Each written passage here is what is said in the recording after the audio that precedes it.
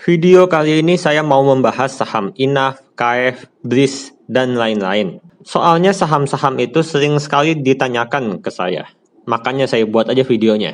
Sebenarnya saham yang high risk high gain seperti itu, yang pergerakan harga sahamnya sangat ekstrim, itu bisa dideteksi pakai pola teknikal Elliott Wave. Jika Anda sudah nonton video saya yang ini, yang pola teknikal 1000%, itu Anda bakal mengerti bahwa kalau saham-saham yang naik ratusan persen seperti itu rata-rata memakai pola Elliott Wave. Nah, apa itu pola Elliott Wave? Sederhananya adalah, si Elliott Wave ini bilang bahwa jika sahamnya masih uptrend, itu enggak boleh turun setengah kenaikan. Nih, misalkan naik, dia enggak boleh turun setengah kenaikan. Nah, habis itu dia mantul nih di dua ini. Dia naik lagi, ketiga, dia enggak boleh turun setengah kenaikan. Nah, ini akhirnya dia turun, tetapi dia enggak turun sampai sini. Terus naik ke 5. Sewaktu di 5 dia mulai turun, ini langsung Anda garis tengah. Nah, di sini dia tembus, akhirnya gagal, terus mantul lagi. Nah, tetapi nggak bisa bertahan dan akhirnya hancur. Nah, saya sering melihat saham-saham yang naik ratusan persen itu sangat sering sekali memakai pola Elliott Wave ini. Sekarang saya buktikan, ini adalah INAF. Sewaktu dia naik dari bulan April. Sewaktu bulan April, si INAF naik. Terus dia enggak boleh turun setengah kenaikan. Lihat kan, ini akhirnya si INAF enggak turun setengah kenaikan. Dia sideways, habis itu naik lagi. Sekarang dia naik lagi, udah sampai ke 3000. Nah, jika Anda pakai pola Elliott Wave ini, Anda ukur nih. Dari sewaktu dia awal ujung bawah naiknya, sampai ke ujung atas naiknya. Habis itu Anda garis setengah. Lihat kan, si INAF benar-benar mantul di setengah kenaikan. Sewaktu dia turun, dia ALB, terus akhirnya di sini. Dia mantul, dia benar-benar mantul di setengah kenaikan. Ya intinya selama si INAF bisa bertahan di setengah kenaikan ini, maka dia bisa terus naik ke atas. Intinya ini jangan sampai tembus. Seandainya dia tembus ke bawah begini, ya udah itu selesai. Seandainya dia tembus begini, ya paling dia cuma naik begini, terus turun lagi. Ya intinya INAF jangan sampai turun ke setengah kenaikan. Bagaimana dengan si KF? Si KF juga sama nih, kalau Anda lihatin. Sewaktu bulan April dia naik. Nih, diukur sampai titik tertingginya. Nih, diukur dari bawah sampai ke paling atas. Habis itu Anda garis setengah kenaikan. Setelah bulan April, si KF sideways. Dia sideways terus turun sampai hampir menembus setengah kenaikan, tetapi dia nggak tembus. Akhirnya dia naik lagi. Sampai ke ujung atas ini, habis itu Anda garis setengah kenaikan.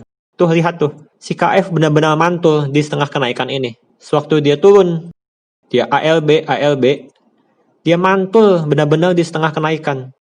Jadi jangan meremehkan pola Elliott Wave ini. Saya sudah meneliti dari dulu. Hampir semua saham-saham yang naik ratusan persen memakai pola ini. Memakai pola mantul di setengah kenaikan. Nih, saham PH. Dia April mantul, habis itu Anda garis tengah. Nah tuh, dia bertahan di setengah kenaikan, habis itu dia naik lagi, Anda garis tengah. Nah, ini memang dia tembus, tetapi habis itu dia tetap sideways di dekat-dekat garis ini. Akhirnya setelah dia breakout, dia naik lagi ke atas, terus Anda garis tengah. Nah, si PH ini udah jelek polanya, dia udah tembus setengah kenaikan. Ya jadi mendingan si INAF atau nggak KF. Soalnya ini PH udah bener-bener jebol setengah kenaikan. Bagaimana dengan si PYFA? Dia naik, terus dia nggak boleh turun setengah kenaikan, naik lagi sampai ke atas, turun setengah kenaikan. Nah, sekarang dia udah jebol si pola Elliott Wave-nya, yang pola setengah kenaikan. Ya berarti lebih baik si INAF sama KF, soalnya dia masih dijagain di setengah pola kenaikan. Itu secara teknikal ya.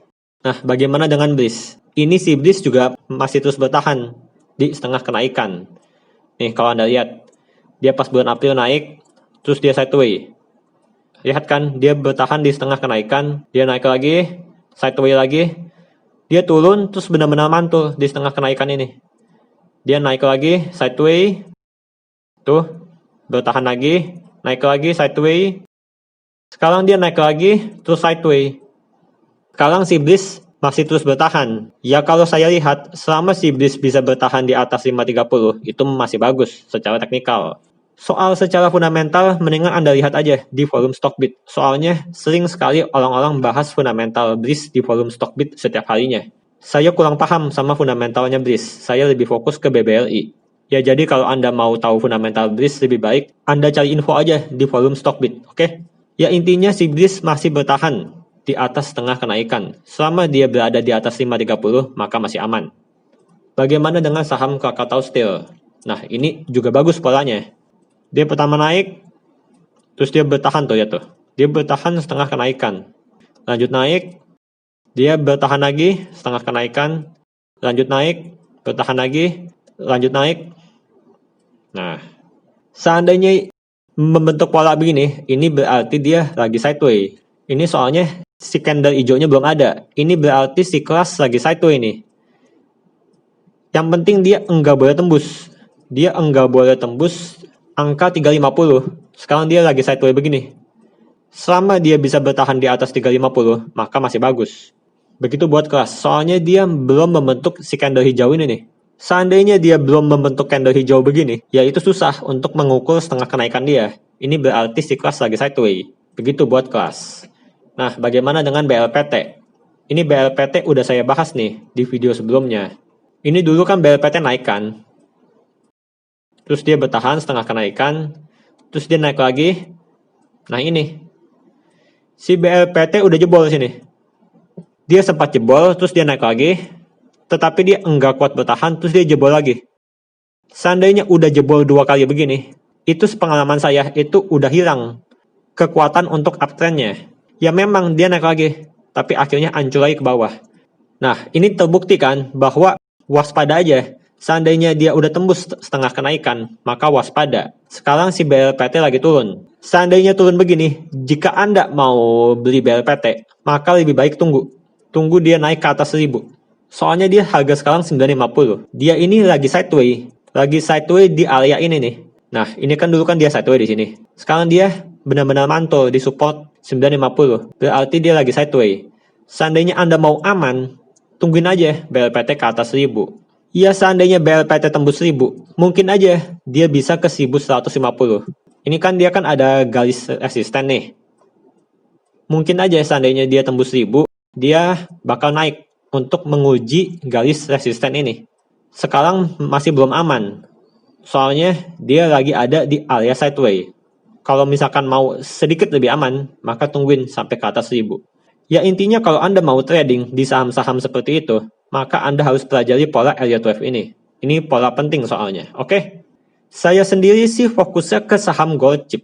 Soalnya kenapa? Soalnya kalau saham-saham yang udah terkenal fundamentalnya baik seperti gold chip, itu lebih aman, lebih santai tradingnya.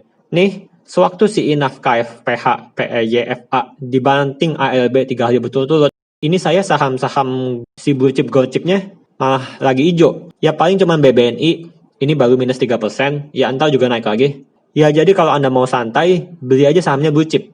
Saham-saham yang udah fundamentalnya hebat. Jika Anda mau melihat semua saham gold chip yang saya beli, semua saham gold chip yang saya tradingkan, Anda bisa lihat di Instagram saya, nih ada bio linki, terus Anda klik, habis Anda klik, Anda bakal terbuka nih. Yang 3 teratas ini bakal dibawa ke website Traktil. Nah, seandainya Anda mau melihat semua saham yang saya beli, semua saham yang saya tradingkan, Anda bisa pilih yang link nomor 3 ini, oke? Anda cukup klik itu aja, oke? Sekian videonya, jangan lupa juga follow Telegram saya, soalnya saya sering berbagi analisa teknikal di Telegram, serta subscribe juga channel YouTube saya. Terima kasih.